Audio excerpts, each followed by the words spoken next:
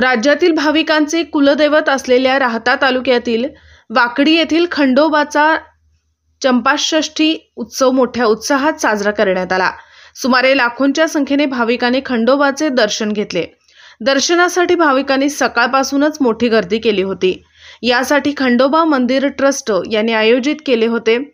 नवरात्राचे 5 दिवस उपवास करून 6व्या दिवशी कांदा वांगे खंडोबाला वाहून उपवास सोडला जातो। तसेच खंडोबाच्या दर्शनासाठी आलेले भाविक तळीही भरत असल्याचे खंडोबा मंदिरचे ट्रस्ट यांनी सांगितले।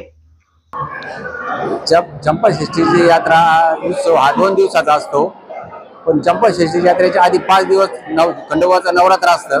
पहिले 5 दिवस नवरात्र धरलं जातं।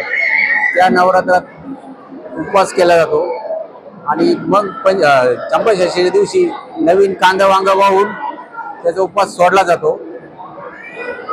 असं त्याचं महत्त्व आहे। प्रत्येक पंचक्रोशीतील किंवा महाराष्ट्रातील जे भाविक भक्त आहे ते नवीन कांदा वांग पहिले 3 महिने खात नाही, 6 महिने।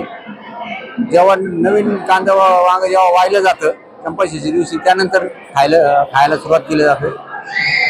आणि वाकडीची देवाची आख्यायिका अशी आहे, जेव्हा खंडोबा देव जेजुरीहून भांडवळ आईला आणण्यासाठी चंदापुरीला निघाले, तर दरबदल करत करत 5वा मुक्काम वाकडीला झाला। आणि 5वा मुक्काम वाकडीला झाल्यानंतर देवाला वाटलं प्रधानांना जेजुरीला पाठवावं, म्हणून त्यांनी प्रधानांना जेजुरीला पाठवण्यासाठी आदेश केला।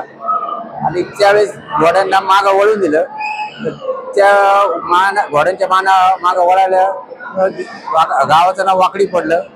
आणि वाकडी असा खंडोबा आहे की फक्त वाकडीच्या खंडोबाला शेंदूर भोगला जातो, अख्ख्या पुढे नाहीये महाराष्ट्रामध्ये। फक्त वाकडीच्या खंडोबाला